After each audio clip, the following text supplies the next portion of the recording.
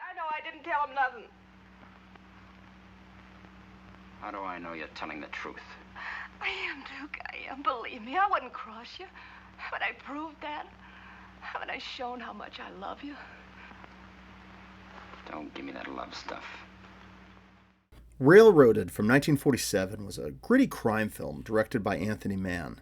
And this was a great film with lots of the shadowy scenes and sketchy characters, and it basically tells a story about a robbery gone bad, and it turns into murder, with the wrong man winding up accused of the crime.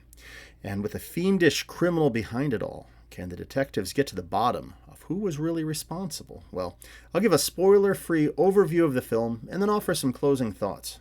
Well, the film opens up with New York beautician Clara Calhoun, played by actress Jane Randolph. Now, she runs a beauty shop that's also a secret bookmaking operation. And when closing for the night, we see her give a signal to some masked gunmen who burst into the shop and start to rob the place.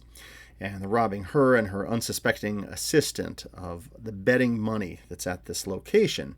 Now, Clara's pretty chill about it as they take the money. But suddenly a police officer happens by, and things go south. One of the robbers, this cold-blooded thug named Duke Martin, played here by John Ireland, he shoots the officer, and they make their escape, but in the escape, his accomplice is wounded. So Duke has to leave this character, Cowie Kowalski, played by Keith Brazel, and the plan is basically this. He's going to go and he'll stay in the hospital to get better, and they will implicate another guy named Steve Ryan of this crime. So Cowie is brought to the hospital, and meanwhile, the detectives show up to investigate this crime. One of whom, the Sergeant Mickey Ferguson, is played by none other than Hugh Beaumont. Yes, Ward Cleaver himself, as a hard-edged detective. They question Clara and her co-worker Marie, played by actress Peggy Converse, and they get conflicting stories about the details of the robbers. Did they have dark hair or sandy hair? Well, they end up going with Clara's story, and they pick up Steve Ryan. He's played here by actor Ed Kelly. And he's kind of a suspicious character, but he claims innocence. But his scarf had been found at the crime scene, and he also drove a laundry truck, so there's a connection he has with this business. So the detectives consider him a prime suspect. They bring him to the hospital, where the seriously injured Cowie character is. He's all like bandaged up, can barely see his face. And when he's asked to identify Steve, he makes the gestures, the affirmative, so the detectives can see, yeah, this was the man they were looking for, so Steve is arrested. Now we meet the character of Rosie, played by lovely actress Sheila Ryan. Now she is convinced of her brother's innocence, and she pleads this to Mickey, but the detectives just don't seem convinced. So Rosie goes into detective mode herself and goes to confront Clara about her identifying the wrong man. And wouldn't you know it, a big fight breaks out. Now Duke is there, but he's kind of watching from the shadows. So Rosie leaves to question the other beautician, and then Duke later messages Rosie, asking if she wants to meet him at Club Bombay that he manages. Now meanwhile, Sergeant Martin investigates Jane's now empty apartment and finds a picture of Duke and starts to draw a connection that this might have been an inside job after all. And he goes to confront Duke about this at the club. Now he's there and he's being friendly with Rosie, and at this point she wants nothing to do with the detective. But he warns her about this sketchy Duke character. But at this point she will do anything to get her brother off the hook. Now Duke continues to deceive Rosie with this false narrative of who is really framing Steve. But will she buy it? And will she fall for the deceptive charms of this Duke character? And will Mickey's investigation lead him to bring this Duke character to justice and clear Steve's name? Well, that's enough of a summary. I don't want to give too much of the ending away, because I really do like how the film wraps up. And you'll have to watch the ending for yourself. And this is really a great film. I think you'll enjoy it if you do check this one out. Now, here's my thoughts on the film. Railroaded was released in 1947. And it was produced by PRC Pictures and directed by Anthony Mann, as mentioned earlier. He's a director who's made some insanely good crime films that I've reviewed on this channel. Several of them with cinematography by legendary John Alton. Films like He Walked by Night, Raw Deal, and T-Men. Now, although the photography of this film is done by Guy Rowe, it still looks really good, and there are a number of really excellent scenes in this film with the heavy contrast, heavy shadow, with the character just kind of bathed in that darkness, namely John Ireland's character. And I just cannot praise highly enough John Ireland in this film. He was just fantastic as this cold-blooded, creepy character. He's more than willing to kill anyone that gets in his way. He's scheming and he's manipulative, and he just moves from one evil plan to another. He's got his girlfriend with him, this kind of drunken Clara character. He tolerates her. They've got a messy relationship in the film, and he tends to be kind of abusive to her. But at the same time, he's also playing the smoothie and manipulating Rosie to kind of lead her off the trail in her investigation. He's all just about playing these characters.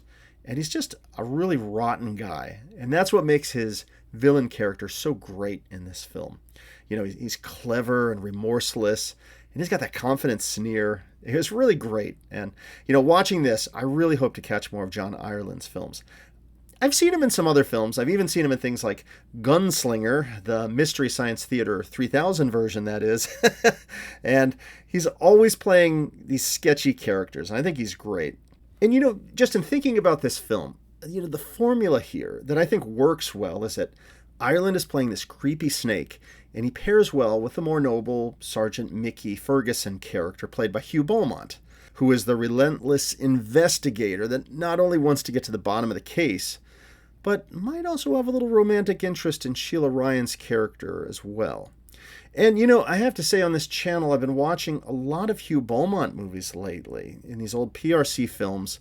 He's playing away from the cardigan-wearing Ward Cleaver type of character, and he steps into these roles of private investigator or hard-edged detective or even criminal. And in a lot of these films, it just works so well. When he dons that fedora, I believe it. I think he is an underrated actor who maybe doesn't get the appreciation he deserves for his earlier non-Ward Cleaver roles. You know what I mean?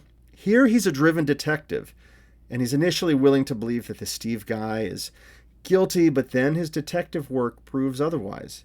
So he follows this investigation, and I enjoyed kind of following him doing that while at the same time the sinister Duke character is continuing to manipulate Rosie. And I'll say, Beaumont did seem a little overshadowed here by Ireland's performance, because he's a great actor, but ultimately both added a great deal to make this film just a great crime film. And Sheila Ryan, I really thought was excellent in her role here. She's a lovely actress, but she's not just playing a damsel in distress or anything, but we see her as this determined, driven character out to get to the bottom of why her brother is being framed. And honestly, I think this is the first film I've seen her in, but I'll be watching out for more roles that she's been in. A little background is that the working title of this film was Tomorrow You Die. Railroaded would also be the last film Anthony Mann would make for PRC before it merged with J. Arthur Rank and became Eagle Lion. And his first film with them would be T-Men in 1947, which was a superb film. And it was also a critical success for Mann and opened up opportunities for other big-budget crime films like Border Incident from 1949 with Ricardo Montalban and George Murphy, and also Side Street in 1950 with Farley Granger and Kathy O'Donnell.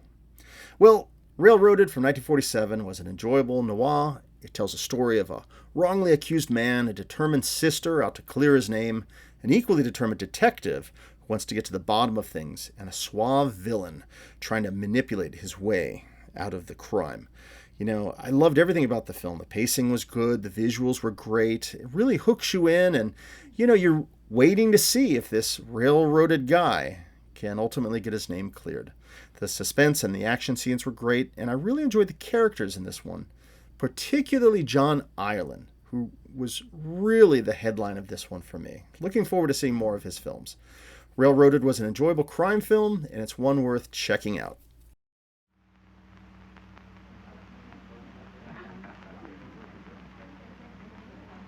look what you're doing, ruining my cake. It isn't for you anyway. Sometimes people put guns in cakes. Oh, stupid. Who could eat a cake with a gun in it?